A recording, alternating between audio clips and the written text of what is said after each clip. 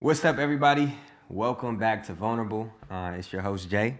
Happy to be here with y'all today. We got the man, the myth, the legend, you know what I'm saying? All the way from Dallas by way of OKC. Well, not OKC. OKC is in Oklahoma, you know what I'm saying? But Tulsa, specifically, where the black Yes, people at, sir. you know? But yeah, my brother, my family, I'll let him intro himself. To some, he's known as Matt. You know, to others, we call him the Money Man. Uh, Let's get real, but brother. yeah, bro, welcome, man, welcome. Yeah. Yeah, how you feeling today, bro? What's going on Yeah, in your bro. world? I'm good, man. I'm Yeah, glad to be here. yes, Be one of the early contributors to this podcast. yeah. And yeah, man. I'm ready to get vulnerable. Hey, that's what we here for. Yeah. So, you know, what I'm aiming to do here Yeah. on Vulnerable is to make sure that all of our conversations are not only authentic, Yeah. but we want to peel back layers, man. Yeah. And so we just gonna get straight into it. I know I briefly mentioned it, but where you originally from? What did it look like in your upbringing? What was a day in the life of, hey, this is me, this was my upbringing, X, Y, Z, all the Yeah. things. Yeah. So, man, born and raised Tulsa, Oklahoma. Yeah. I grew up in a Christian household. Okay.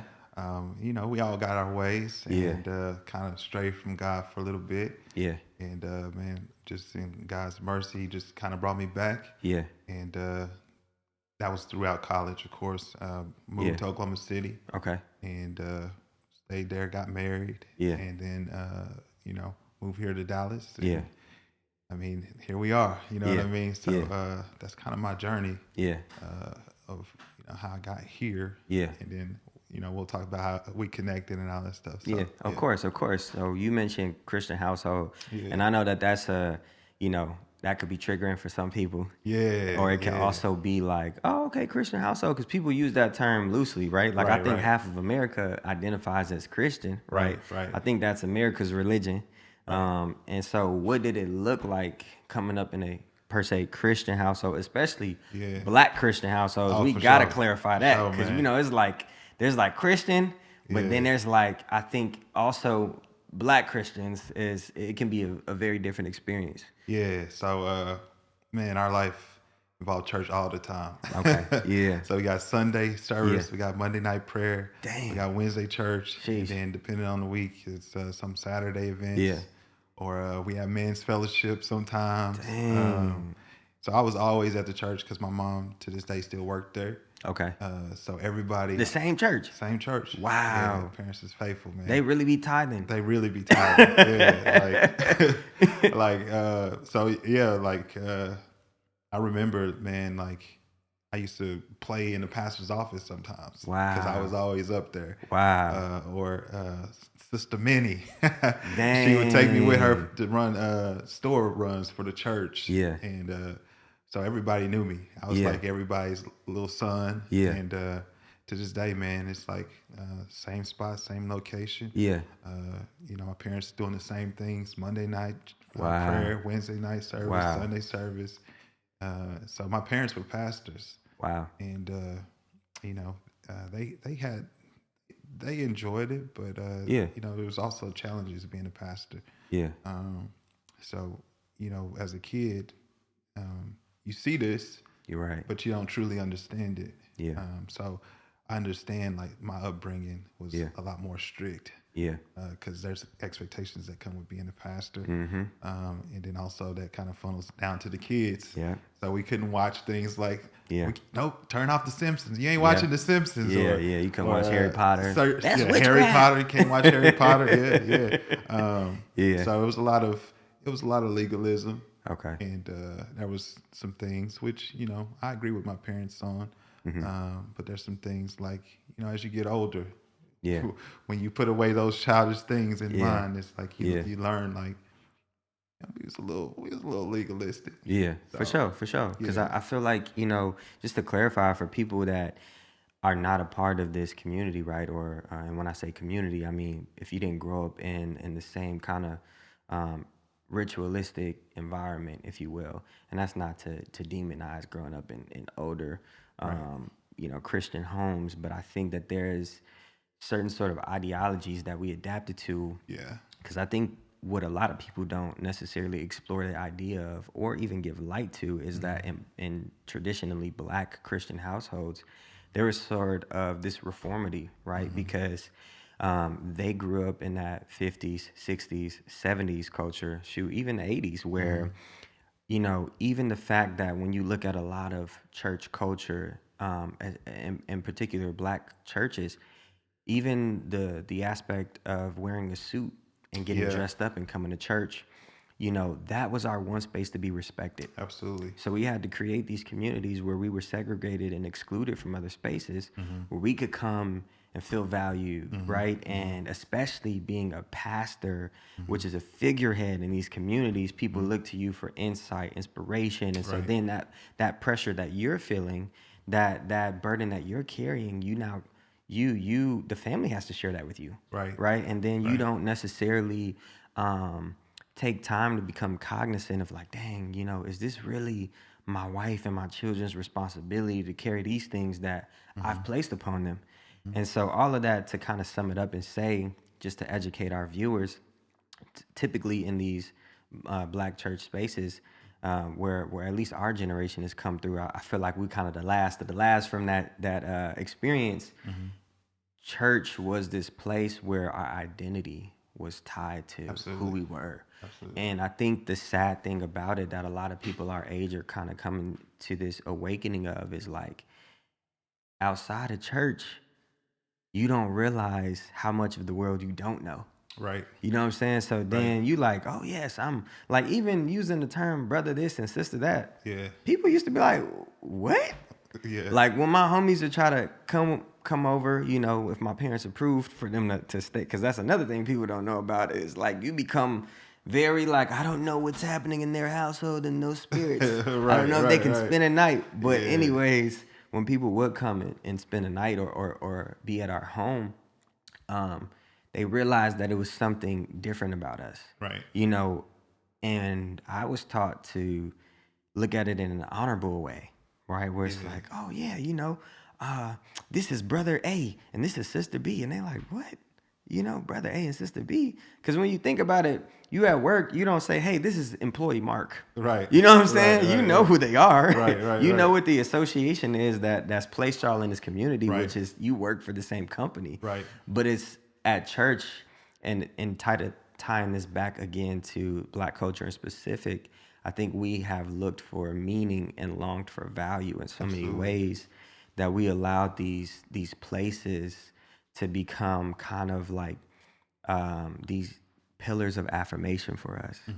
And so, I think that that's worthy of just kind of clarifying for our viewers, because that world really shapes how you see the rest of the world. Absolutely. And then it's kind of like you look at people that are our age now and they're like, bro, I don't mess with church. I'm good, church, dog. yeah. I've been through that my whole life. Yeah. I spent 9 days a week at church. Right. And it's yeah. and it's just like, yeah, it can be a lot of unpacking. Right. I know a popular term too is deconstructing, which Yeah. I really just look at it as like growing up, adulting, Absolutely. like we were talking about the other day. Yeah. And I think the disconnect can also be like the things that our parents and their parents went through. I'm not sure if they have taken enough inventory to see like, you know what, this part of me, why am I like this? And really heal through that or identify that part of them or, uncover that layer in order to find out like, how am I engaging with the world and how did this impact my children and my offspring? So, man, thank you for sharing that, bro. Growing up in Tulsa, first of all, what is Tulsa like? Because I ain't gonna lie to you, I never knew black people was in Oklahoma. Facts. Just like I'm, originally being from Minnesota, like people are like, what? It's black people out there? Man, Yeah. It ain't nothing but tumbleweeds and horses and carriages. Horses, dang. Nah, man, it's like any other city. Yeah. I mean, Tulsa is not actually that small. Yeah. I know it's in top 50 populations for the U.S. Wow. So yeah, Wow. it's there's a stigma when you think about Oklahoma, of course. Right. But it's just like any other city. It just at a smaller scale. Okay. Essentially. Okay. So yeah, growing up, in Oklahoma, Yeah. of course, you don't have access to everything like in Right. bigger cities, but Yeah. I had enough access to things that got me in trouble. I had enough Yeah. access to, Yeah. normal things like, we public transportation. We got that. We Yeah. got bars. We got clubs. Okay. Okay. We had, I mean, everything that a big city has, but not just in access like big Yeah. cities. So, Yeah. yeah. And I hear that there's a lot of uh, history in the black communities in Tulsa. Oh, yeah, yeah, yeah. That's something that I later gained exposure to, but I didn't necessarily grow up hearing about that. What kind of like awareness or association did Yeah. you have with just the history of Tulsa for black So, people? just for example, the Tulsa race riots, right? Yeah. Everybody knows about Black Wall Street. I feel Okay. like Yeah. here recently that's just come to light. Yeah. But it was kind of because I asked my dad. Of course, he was born after that. But Yeah. I asked him about it, and it's just kind of like kind of went on deaf ears for a lot of people. And Wow. I mean, if you know the story of it, it was that's just really been the history. Yeah. It's just been like nobody really knew about it because it went Yeah. on so many deaf ears, but Wow. it was a whole real life event. Yeah. So the first time I heard about it, I was probably 16. Wow. And I'm at my barbershop, and all those black barbershops, Man. you always got that one dude For that's real. gonna go back and be For like, real. man, back in the old times, Yeah. man. Yeah. Dr. So, Umar. right. So, I remember him talking about, yeah, man, Yeah. oh, young man, this place used to be the Mecca, man. There was Wow. black businesses making millions of dollars, billions of dollars. There was a lot of money that came here. Yeah. And then the white man came down here and destroyed the stuff. Right. Of course, I'm 16. I ain't thinking about that stuff. Right. I'm trying to get my hair Yeah. cut to Mac Yeah. on some next year. Like, man, just make taper fade. Yeah. So, but that's the first time I ever heard about that, man. Wow. And just like any other city, like it's segregation, right? Wow. Still today. Yeah. So your North Tulsa is usually where most African Americans live. We got Yeah. East Tulsa is Wow. where Hispanics live, and then South Side is where the white people live. Wow. The affluent white folks. Yeah. And you got West Tulsa, so you'll get a good mixture of trailer park trash. Okay. Got you. And then you Yeah. also get a mixture of just kind of like black people, Yeah. Indian folks, Yeah. Hispanics. It's Yeah. like a mixture, but Yeah. I think the common thing is Yeah. these are more like blue collar, Yeah. lower income people. Got you. So, Yeah, and when I think of that too, it's good that you mentioned like indigenous, Native American, Indian culture, because Oklahoma like was dominated by natives at some point in time, and I think that there's a lot of bylaws that have been passed to Absolutely. support the Native American culture there too. So Sir. that's like the little bit of history and knowledge I have. So that that's definitely like man, that's interesting to hear. Yeah. Like as you were growing up in that environment, I did watch this documentary a while back about Tulsa. It's about these two brothers. They were twins, actually. J. Cole produced it. Okay. It's on Hulu. I can't remember the name of it, but it's based in North Tulsa. And that did give me exposure. I watched that like 2-3 years ago. I was like, dang, they struggle out there. Like, it wasn't really like a happy ending. It was just kind of like they were struggling together. They eventually came to do a little bit better because they were like cleaning this building, and then I think that they had like started their own cleaning company. The details are kind of hazy right now, but anyways, I bring that up to say like from what you're sharing, really I just feel like the black experience is consistent no matter where we are, unfortunately. Where it sounds like we got our low income, we have our impoverished neighborhoods, and that just kind of shows that that mindset is transcendent beyond us, because struggle is I don't think it doesn't know any boundaries, right? It invites whomever is willing to accept or whomever has space enough for it to occupy. Absolutely.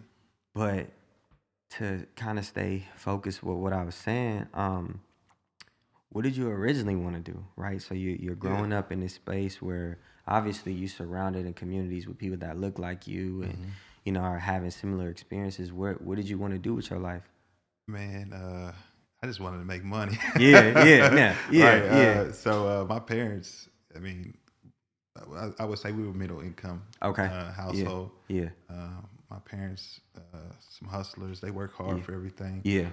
but we didn't have things in access. Got you. So the whole plan was to go to college, get Yeah, my degree, because yeah. when you go to college, they promise you the world. Oh, Man, don't they? you about to graduate, be making $80,000 a Bruh. year, and then once you do that, then you'll get an easy job making 200,000. Right, You like know? it's Monopoly or Right, something. right. I'm like, so I go to college with the hopes of like I'm gonna be that guy that's Yeah, gonna make it, right? yeah, And yeah, I just want to make as much money as possible. So yeah.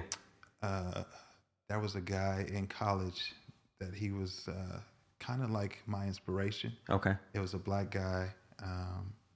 I'm not gonna name his name, but Yeah. he's out of Texas, and he got a position with I think it was Eli Lilly Wow. as a pharmaceutical salesperson. Yeah. And if anything, when you think about pharmaceutical sales, you automatically think about money. Yeah. So that was my ambition. Is like, man, I want to, because we'll get off into that because we talked Yeah. about that earlier. Like, Yeah. I was an art major, but ended Wow. up changing that in college because I was like, man, I want to make some money. Yeah. And I saw him, and I was like, oh, this dude got, Yeah. he's set. Like, Yeah. he about to work for this pharmaceutical sales company, Yeah. and he about to get paid. So, Yeah. Wow. that was my ambition. Yeah. And that was kind of like the driving factor of Yeah. me going to college. Yeah. Do you feel like that was supported? Because I feel like a lot of the times, in our communities, because we are experiencing so much lack, there's this burden and this pressure for us to be like, you gonna be a doctor, you gonna be a this. Yeah, I know yeah, me. There was a lot of expectation for me to become a lawyer because I had mentioned it once. When you 11, 12, you don't know what you really want to be. You just, Right. I want money. I want to do I this. want to be a Power Yeah, Ranger. literally. Right, And right. so I remember saying like I wanted to be a lawyer, and I think when parents hear things like that, they can really over-index on like, ooh, we got to make this happen, and they get excited that their child is now experiencing aspirations, Right. right, and they're dreaming, and so you're trying to support that. But you mentioned art, which I feel like is something that we, especially in our communities, are very talented at, but we're not often encouraged to pursue careers like that. So like, what was that conversation like, and how was your experience for like art? What was Yeah. that? So honestly, art has always just came easy to me, Wow. especially drawing. Yeah. Right. So if one thing my parents knew, they was like, yeah, my son is a very talented drawer. And Wow. my parents still have actually pictures that I drew as a child. Dang. Of Yeah. course, my mom, Yeah. she wanted to save everything that I had. Yeah. And matter of fact, I look back, maybe a year or two ago, I Yeah. remember being over at the house. She goes out and pulls out the scrapbook. Wow. Because when you Yeah. with somebody and you bring them to the crib, your parents got to show all the pictures. Oh my look God. at my baby right here. Yes, So bro. she Yeah. found this scrapbook, and Yeah. she had some drawings that I had done. Wow. And I was like, oh, you know what? Yeah. For a kid, this ain't that bad. Right, You know what I right, mean? right. So Yeah. the talent was always there. Yeah. I tell you another thing, bro, is Yeah. when I was a child, it was weird. I never asked my parents to buy me toys Wow. because I would just draw my own toys and cut them What? out and make paper toys. So my parents is like, hey, Dang. we ain't got to buy a toy. Just get them a pencil. Right, some they colored like, this pencils, one saving me money. and some scissors. So I used to have all the Power Rangers, man. I had Wow. Batman paper toys. Wow. And yeah, man. So Wow. I feel like the gift to draw was there at an early age, and my Yeah. parents recognized that. Yeah. And even creativity. Like I remember for Father's Day, my Yeah. mom still has this, and it tickles them to death. Yeah.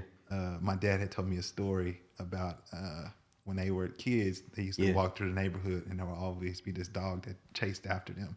So his name was Raljo. Yeah. And so in my creative process as a child, I literally drew a picture of a dog on front of like a a Yeah. piece of paper folded in half Yeah. and colored. It had crazy eyes and Yeah. all this other stuff. Yeah. And I wrote it from the perspective of Raljo to my dad. It's like, hey, I know you've been wondering where I've been, and all this other stuff. And Dang. bro, I literally wake up to my parents laughing so hard, Yeah. and they were like, "This boy is funny," right? Yeah. So the creativity Yeah. and the art aspect of it has Yeah. always been there. Yeah. So when I went to college, it was like a foregone conclusion Wow. that man, I want to do art. Yeah. Yeah. But then you get exposed to other Yeah. personalities, you get exposed to other people, Yeah. and you just like, oh man, yeah, art ain't really Yeah. gonna make that much money. Yeah. I Yeah. want to do this instead. Yeah. So Yeah. yeah, Wow. But it sounds like you honed that well. And, it just reminds me of myself, man. Like hearing you share that, I wanted to be an actor for a long time. oh wow, Like and that's not something that I don't know that I've actually vocalized a lot because it just lived in my mind. But I literally used to daydream about like, man, um, I see myself on the screen because one thing I loved to move people with was emotion because I felt like I was very perceptive, I was aware, and I always felt like I could bring an experience for others. And I loved writing too. So I wrote a script, I wrote books, I oh wrote wow, short yeah, stories. Yeah, and I mean, I'm an author now. Go get the book if you haven't. What is your purpose? You can get it on Amazon.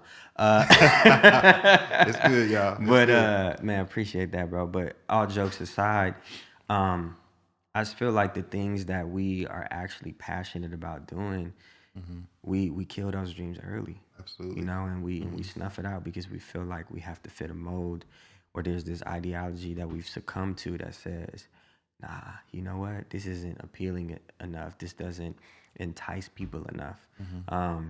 And I feel like a lot of what we do, there's such a relation to, well, how does this translate to others? And Right. we don't consider ourselves in that process.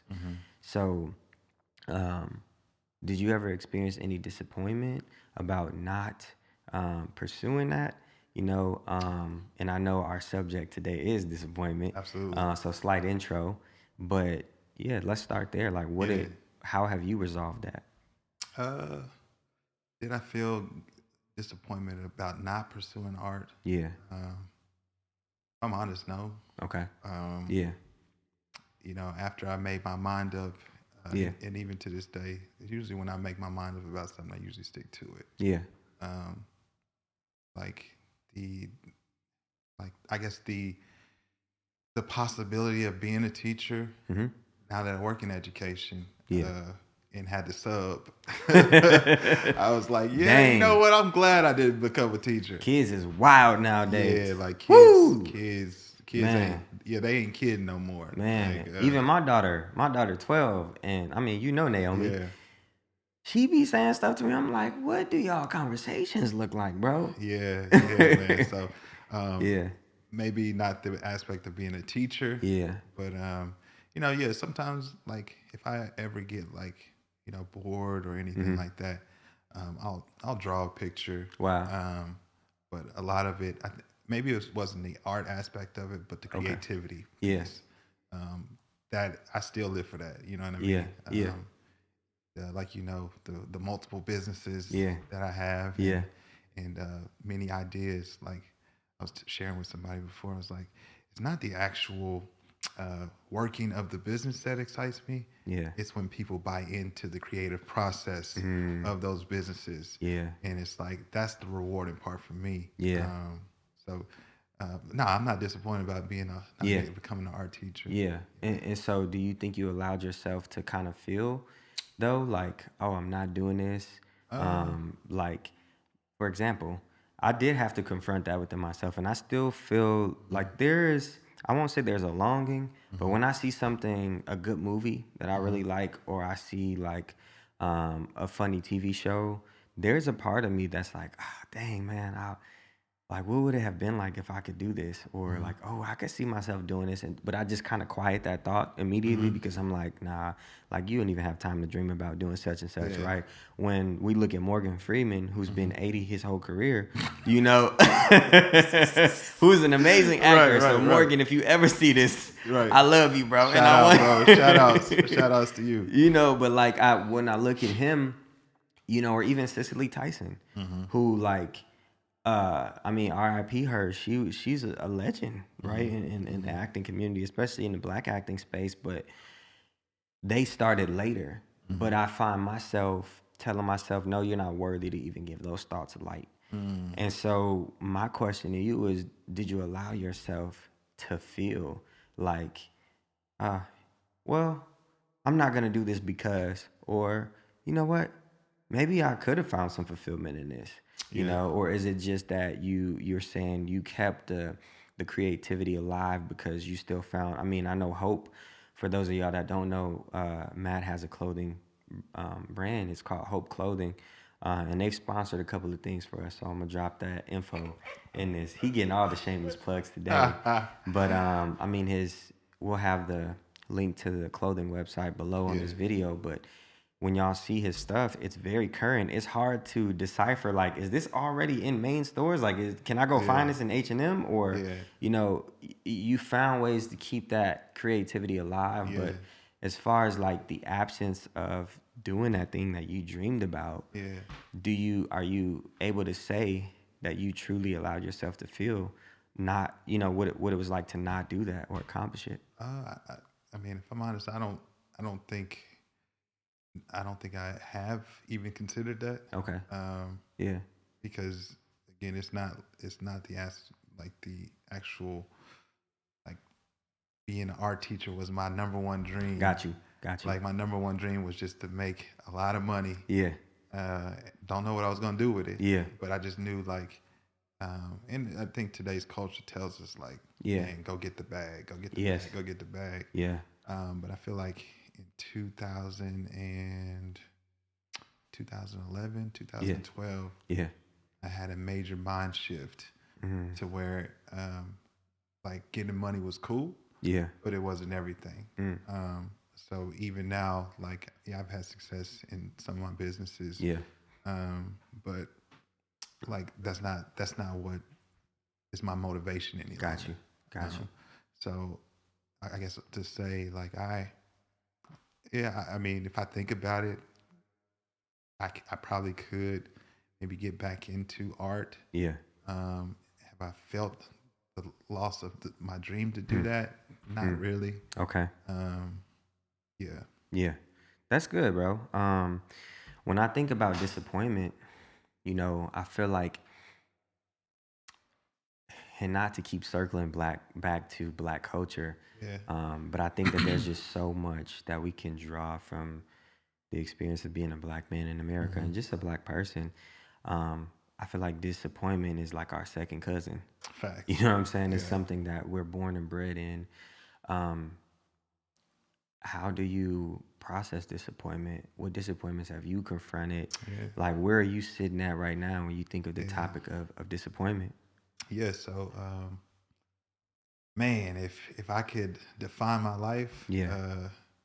there would be a lot of disappointment. If I wrote a book about my life, Yeah. probably chapters. If we did a 15 chapter Yeah. book, Yeah. chapters 1 through 12 would be about disappointment. Wow. Right. Yeah. Wow. But I think in knowing God and Yeah. just kind of that upbringing, which, you know, we'll get off into that too. Yeah. It's made me look differently at disappointment. Wow. And like you was talking about with the black culture, Yeah. and we talked about this last night. Yeah. It's like, really, it's a mindset thing. I'm not Yeah. saying that there's not external factors Yeah. that contribute to that, but you can literally be successful Yeah. in ways that you don't think you could. Yeah. But if your mindset is not correct about certain things, then it may come to you off as disappointment or Wow. failure. You know what I'm saying? So Yeah. yeah. I like that because I feel like disappointment is something that we avoid, right? And it's something that we don't necessarily like to feel, especially as men, bro. Right. I feel like we have a real avoidancy with acknowledging when we are disappointed about something, when we are sad about something, when something just doesn't live up to the expectation that we had in our minds. Right. And I think expectation is unavoidable.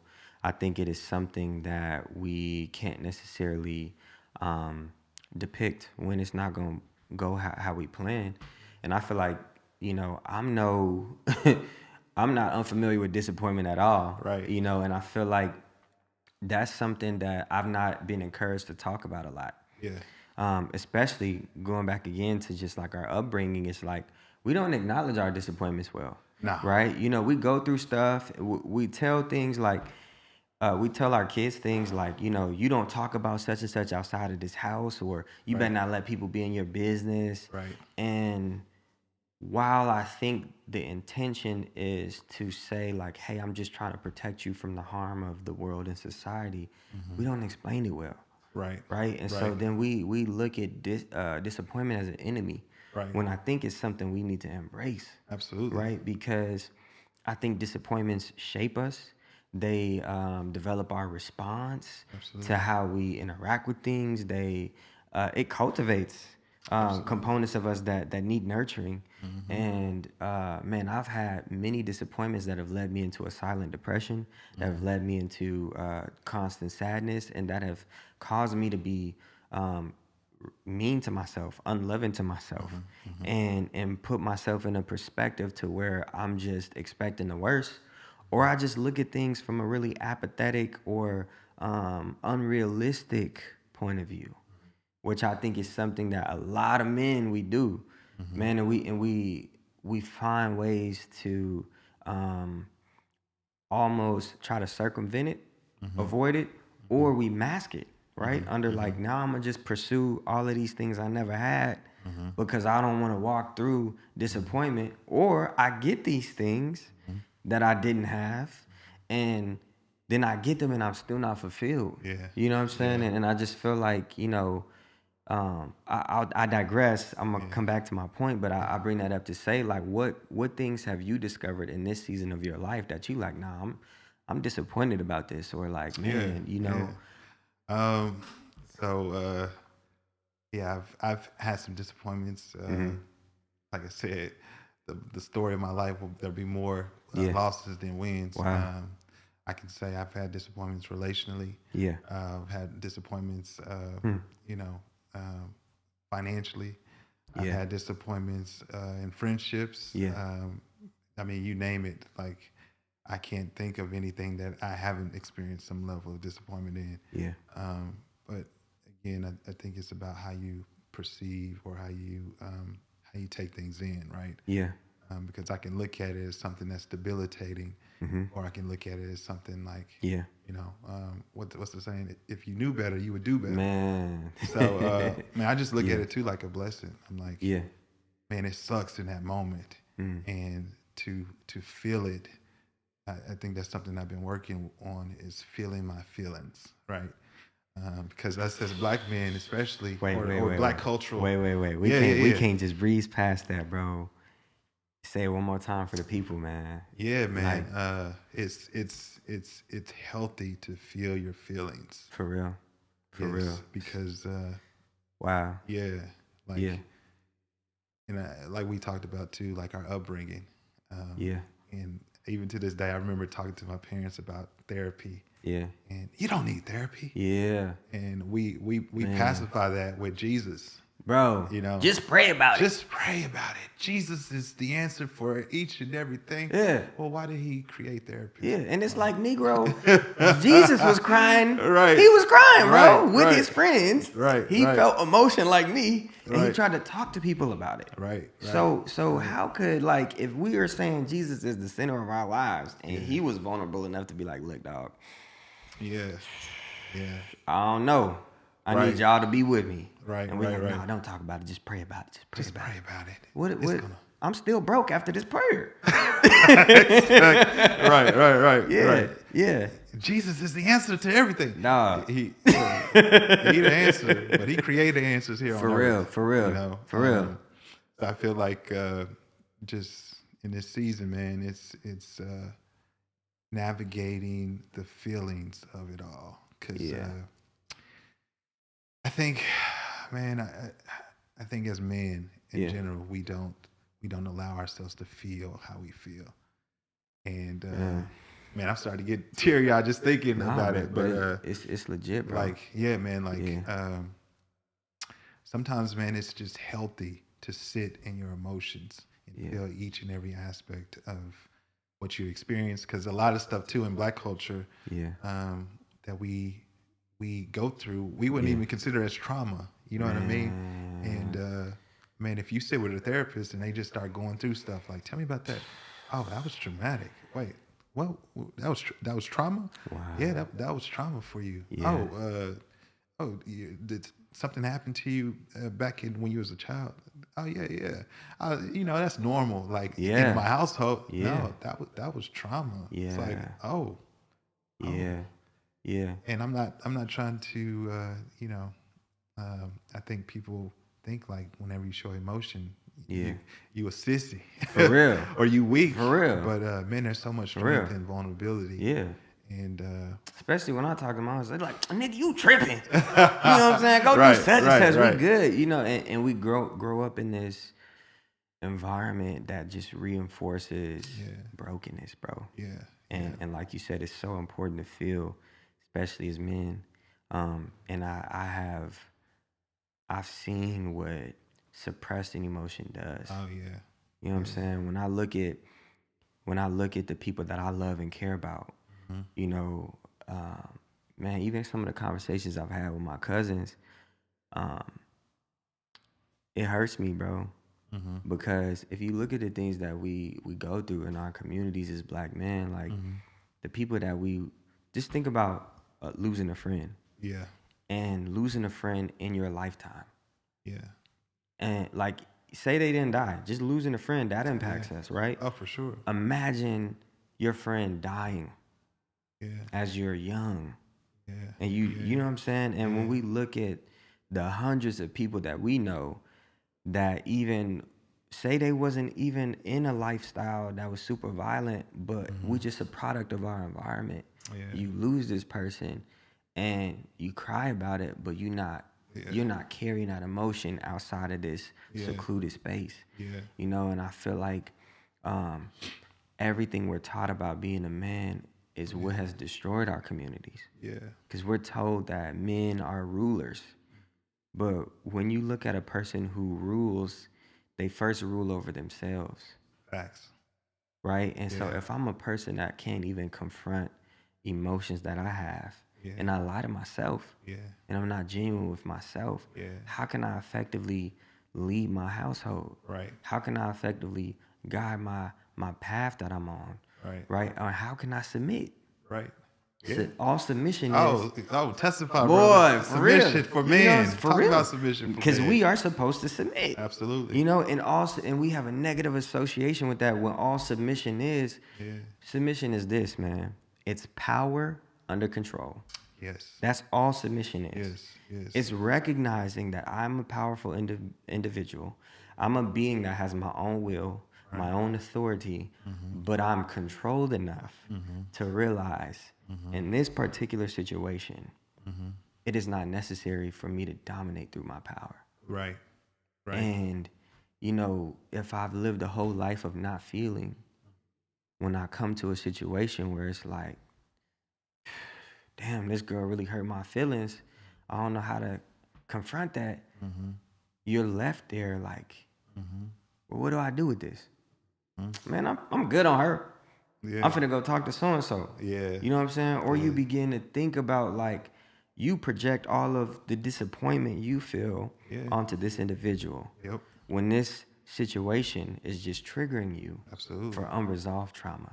Yeah. And we also don't dissect the word trauma. It's a buzzword right now, but what does trauma even mean? Yeah. Right? It's a how I would explain it in my world is trauma is unresolved feelings about an abrupt situation, right? A situation that has impacted you in a way to where you don't know how to respond to it emotionally, right? So if my parents come to me and tell me like, you know what, you ain't gonna be nothing. That could be traumatic. Like what? Oh yeah, for sure. You know, and recognizing I feel something about this. Right. I don't know how to respond to what I'm feeling. Right. Right. And then I think part two of trauma is we don't know how we feel about that, but then we also don't know how to respond to it. Respond. Absolutely. And so it's the absence of like, I never have processed this thing. Yeah. Yeah. And I thank God for, you know, the revelation of being able to feel my feelings. Because Yeah. like we were just talking about, Yeah. like, especially for black men or men in general, Yeah. what's the outer workings of trauma that goes unaddressed is Yeah. it usually comes up in forms of addiction. So a lot of men are sex addicts. Yeah. Because they have unhealed trauma or unaddressed trauma. Wow. Or a lot of men are into, you know, weird stuff. Yeah. Like, I'm not even gonna lie to you, man. Yeah. Like a lot of men do some nasty freaking things behind Yeah. closed doors. Oh, Or man. some things that you would never. I know think you watched the about. Cat Williams interview. Right. Like, yeah. I mean, you hear all this stuff with Diddy that's coming to light, Oh, man, or even R. Kelly. Like, yeah. Right. man, how much unhealed trauma or unaddressed trauma did that man have, and what's the fruit of that? The outer Yeah. workings of that, man. Yeah. It usually comes in the form of an addiction, Yeah. or some type of rage, like men who be beating on their wives Yeah. or beating on their girlfriends, and I just feel like just as a community Yeah. of men, or community of black men, Yeah. specifically, it's like, man, we have to do better at feeling disappointment.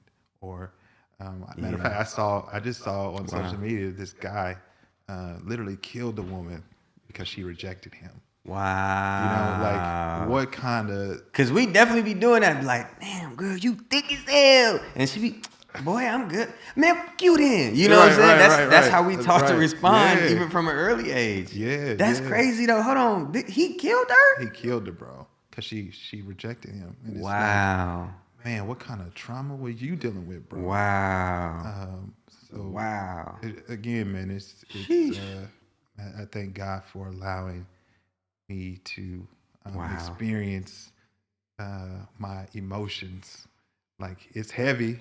I mean, but how long did it take you? I'm sorry to interrupt. How long did it take you to get to that place? Because that's a beautiful thing now. Yeah. Right? But think about the 10, 15, 20 years, you know, that some people have went through of just, like, even the people that's watching this now, and they're like, damn, you know, this he in my business. You know what I'm saying? You in my living room right now. It's like, how do you also confront feeling like you're behind?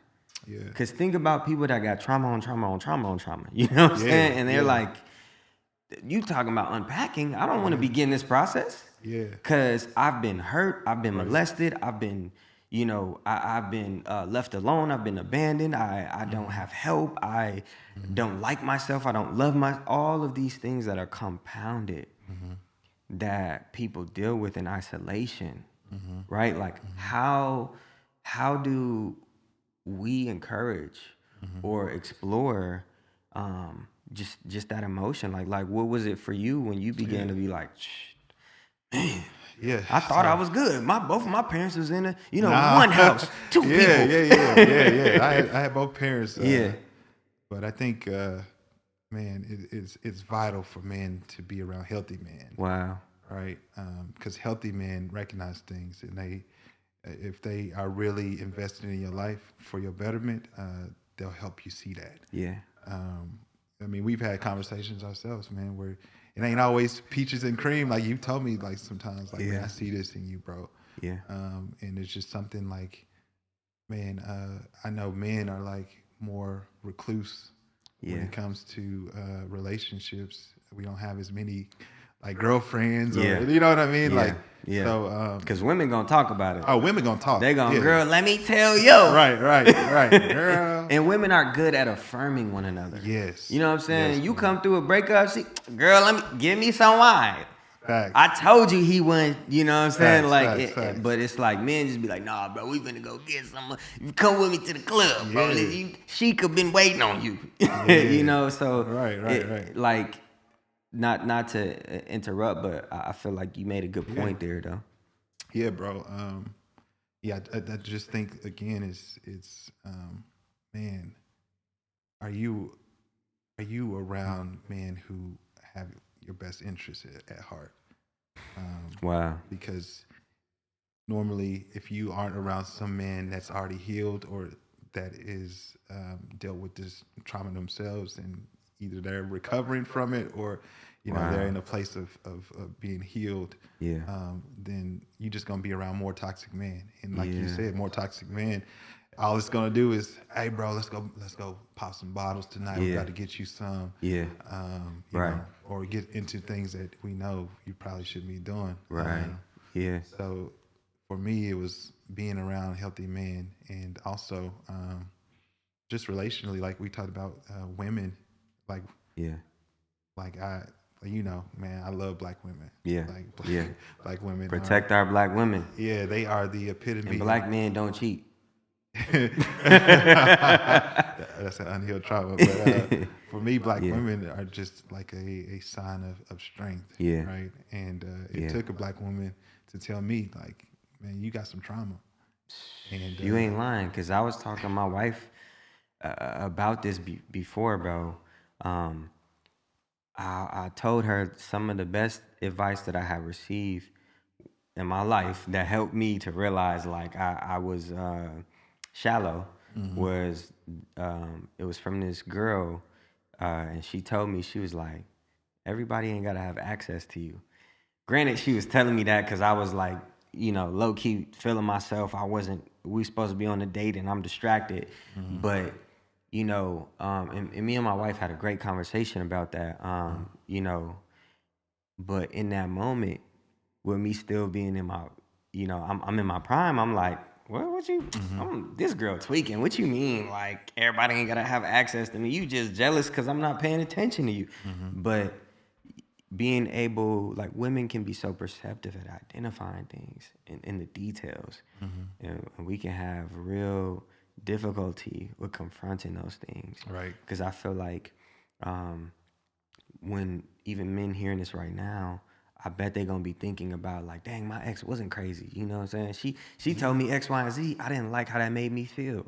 Yeah. Right? Because again, if we dealt with trauma and all we know is suppression and we don't know how to respond to these uncomfortable feelings, when somebody calls you to be accountable and you recognize you don't know how, what did that do? That make you angry. Make you angry. That makes you frustrated. Right. And then you like, man, this girl, look, I thought we were supposed to Netflix and chill. It's not really happening right now. So you feel me? I gotta go. Right. We look to go to other cultures who we think are more subservient. Yeah.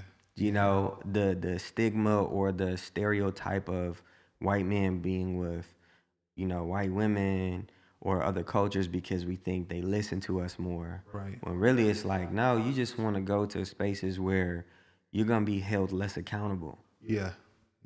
And you want to go to a space to where if this woman tell you, hey, you're not doing a good job providing, you taking that as an attack on you because you don't know how to provide. Right. Because you weren't shown a great example of that. Yeah, and so now you like, man, this boy, she don't know I'm really out here. You know what I'm saying? I'm out here. And definitely want you to finish your point, but that sparked that thought within me too. Nah, yeah. I mean, you're right, man. It takes an emotionally mature person to be able to hear feedback and not get offended. And I can't sit here and say that I've completely figured that out. Yeah. But for me, instead of going in rage, it was shutting down. Yeah. And or gaslighting. Yeah. Or just the trauma Yeah. for myself is like, Yeah. just run away. Yeah. It's so much Yeah. easier. You got to deal with this. Yeah. But it's Yeah. not until I feel like here recently in the last Yeah. year or so Yeah. that I've been able to just sit with it. Yeah. And, you know, because Yeah. in our minds, we think we like these great individuals. Yeah. But in all Yeah. reality, it's like, man, we all broken. Yeah. And if you can't see your own brokenness, Yeah. then how in the heck are you going to ever heal? Yeah. Right? So Yeah. I heard somebody say this is we connect through our weaknesses, Yeah. but we grow through our strengths. Right? Wow. Hold on, y'all. This is a real life. We vulnerable on here. My wife is calling. What's up, baby? All right, going back to recording now. Bye-bye.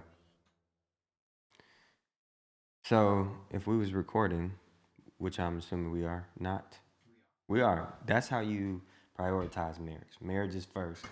You know what I'm saying? And that's my rib. Whole rack of ribs. But no, I think what I remember last chatting about though was essentially avoiding accountability, not knowing how to respond to someone calling you up. That's what I've learned to acknowledge it up as is, you know, we say call out, but I really feel like it's a call up. And when we don't know how to live that out, it can be debilitating.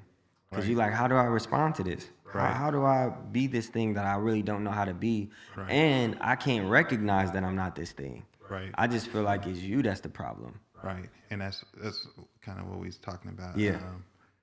You know, it's healthy for men or just healthy for people in general because the quote was, you know, we connect through our weaknesses. Yeah. We grow through our strengths. Yeah. And it's like God is a community. Mhm. So why would I not need it? Wow. You know what I mean? Wow. And it's back to man. It's like I can guarantee that most men who react like such as that man that killed the woman, Yeah. or men who have, you know, Or Legion, if you've been on TikTok. Oh yeah. Why did I get married? Right. And Yeah. I'm sure if you look at all these situations, Yeah. there's usually evidence of little to no community. Yeah. Most serial killers are in isolation. Right. Or, you know, these mass shooters. Yeah. Oh, they start getting a hold of all this weird information on the internet. Right. And then this is all done in isolation. And when Right. it happens, it's like people are like, I never saw that coming. Yeah. You know, it's like Yeah. because he didn't have a community. He Wow. didn't have people to process the trauma with, right? Wow. So, You know, when I hear what you're saying, it just really makes me think about like, what's the point where we feel safe enough to acknowledge like I don't know how to do this thing, because there's a lot of power in being able to come to someone and say, "Hey, bro, yeah, I'm struggling with porn. yeah, Hey, bro, yeah, you know, my wife has been talking to me and I feel like less than a man," or "Hey, my girl been talking to me and I feel like less than a man," or "Hey, I've been thinking about cheating. I'm getting a lot of frustration from this person and I Yeah. don't know how to respond to it and I just want to flee." right. You know, or for even simple things. Bro, it seemed like this person always want to argue with me and I just don't want to argue. Like, how do we resolve those feelings, or what are ways that you've learned to become more vulnerable or create those spaces for people around you when it comes to those kinds of conversations, like because like you said, feeling alone is part of that journey and process. Right. And you know, what did you do when you felt alone in those moments? So, man, I would honestly say, bro, is not everybody is made to know. I mean, not everybody should be gifted with your vulnerability, right? Wow. Because it is a gift. Yeah. And I mean, if I'm getting real vulnerable here, Yeah. is my experience in Texas. I just have not met Yeah. many people other than yourself Yeah. and a few other select people that I feel like I can be vulnerable with. Yeah. So if somebody comes to me, man, I always want them to know, like, because those relationships in which you feel you can be vulnerable, Yeah. it's usually because the person's been vulnerable with you. Right. Yeah. And one thing I love about my mentor, he's a pastor, Yeah. right? Older, and man, he reaches so many people. Wow. But he's not on the stage preaching, and he Yeah. doesn't get all the accolades that come Yeah. with being a pastor. Yeah. But He probably don't even put lotion on his ankles. Like he. no, but Yeah. if one thing I know to be true about him, and I Yeah. recognize early, he is real. Like, Wow. coming from somebody you're looking for Yeah. mentorship or correction from, Yeah. like, it made me feel very comfortable knowing, like, oh, I didn't know you dealt with that. Right. You know what I mean? Because you hear a pastor say something like, Yeah. I struggle with masturbation. You like, what? Yeah, What? you like, whoa, What? whoa. Hold on. You the I pastor. thought you were holy. Right. So, Yeah. man, creating an environment Yeah. where, like, it's safe. Like, if I know something about you, Right. then I'm more able to reveal some things about me, right? Wow. So, Wow. Wow. like I said, not everybody should be gifted with your vulnerability. I like what you're saying about that though, because I know we talked about that last night, and I remember saying, like, I feel like I've come to this recent discovery of, like, no, my vulnerability it is a privilege for me to give this to people. We shouldn't hoard it, but we should be intentional in where we're planting that seed. Facts. When you think of a gardener, there's so much research that just goes into soil. And for the average person like, you or me, it's like, oh yeah, it'd be a cool idea to plant some tomatoes one day. You know what I'm saying? I'm woke, I'm ready. I don't want to eat all of these things from Kroger's or just Walmart, which may be processed. But what it takes to plant one thing, and the patience that we have to see that seed be watered, planted, sprout, grow. Then even your first harvest, a lot of people don't know this, you might not even be able to eat the first harvest. And that's what it's like being vulnerable.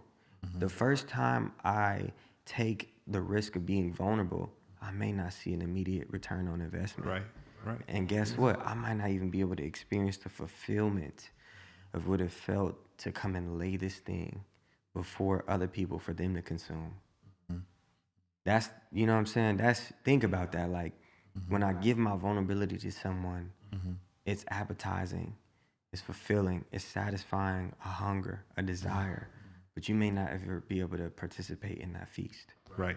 And in that experience, I think that there's a level of disappointment For sure. that comes with that, because when I think of the people that are not here with me on this journey currently, whether it be friendships that, maybe went sour or served their purpose or course, you can really have some remorse, some frustration, some serious disappointment of, like, dang, man, I let this person know such and such, and now they out here with my secrets. Yeah. You know what I'm saying? Yeah. Like, we was listening to that song the other day and making fun of Usher.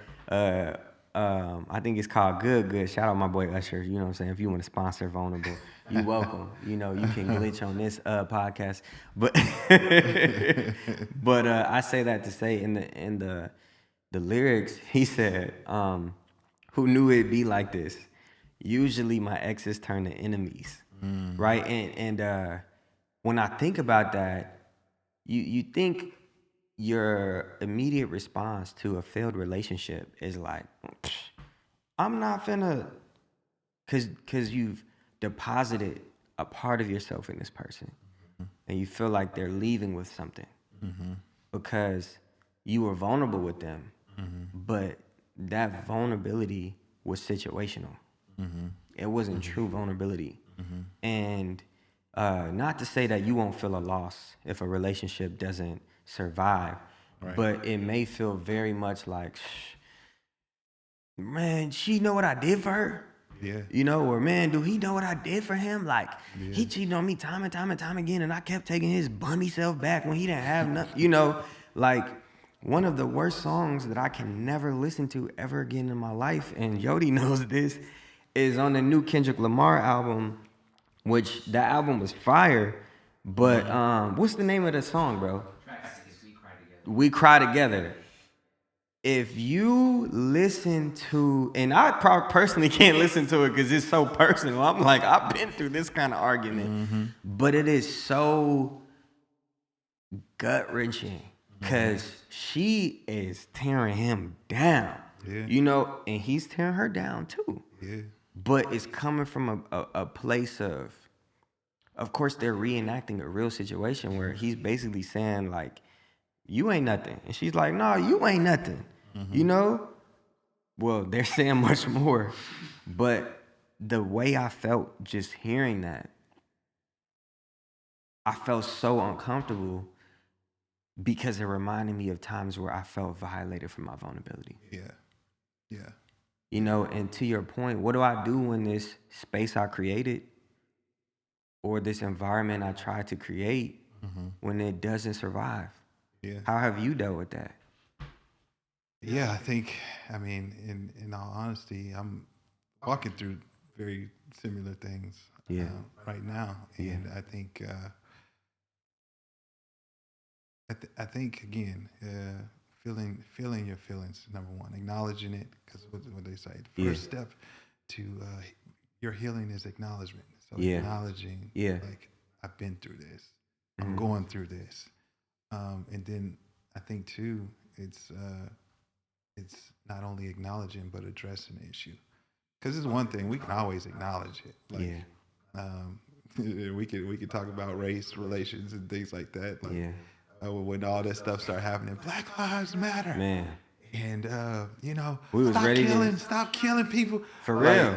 Like for real, all this stuff. Like even like white people, bro, they acknowledged the heck out of it. Yeah. But when it came to, okay, well, how do we address this? Yeah. Well, guys, what do you think we should do? Nope. You know, nobody want to speak up. Like nobody. Yeah. You know, so I think because it takes a lot to put yourself out there and be vulnerable. Yeah. And we quick to call out issues. Right. But we are last in line to bring forth a solution. Facts. Or to try. Facts. To make an attempt at solving a problem. Right. Right. Right. Yeah. So I mean, it just goes to show like it takes more than acknowledgement to get to a place of healing, right?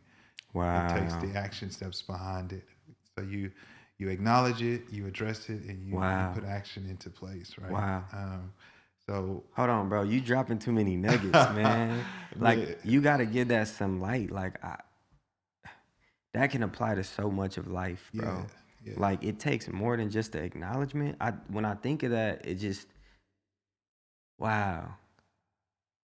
I'm processing that right now because I can't think of how many failures or times I've hurt someone and I acknowledge it. I'm like, why are we still stuck on this? It's like, it take more than that. Yeah. Because you don't know how that impacted that person. You don't know how it impacts people. And like there was, what did it say? I heard there's this thing called apology love languages, right?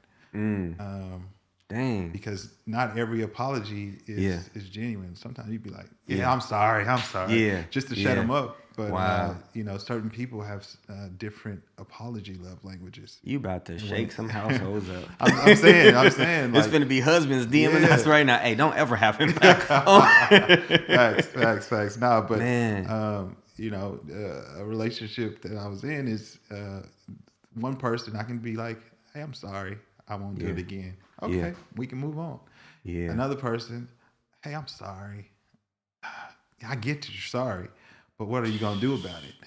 You know. My wife told me that. I was like, oh, she's broken. right. I need to return you back. Right.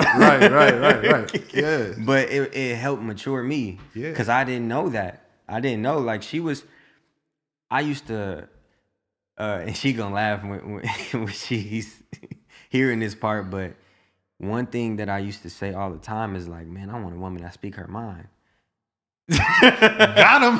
You know what I'm saying? He's like, okay. I said, I paraded around saying that. And I was like, I'm not getting married till I'm 40. I'm not, and then I met my wife. Got what you got. You know? And I didn't understand what came with that. Yeah. Like, in the sense of, it's healthy, right? You want someone to speak their mind, but then guess what you got to do? Listen. That's the big word. Because I would hear her. Yeah. Listening is so much different. Yeah. You know? Yeah. Hey, you told me you were going to do such and such. Oh, I'm sorry. Yeah. And I'm pleasant when I'm saying it. Oh, baby, I'm sorry. I didn't mean it. She's like, okay, but I'm still upset. Right. What? Hold on. Right. You mad? Right. Because, men, we can be passive about things. Right. What's up, y'all?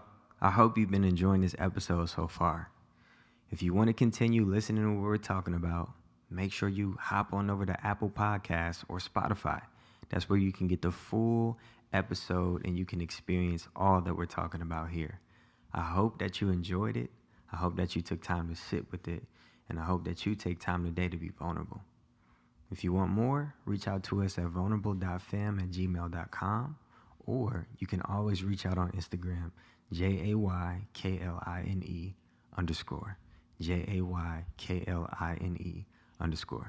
Peace.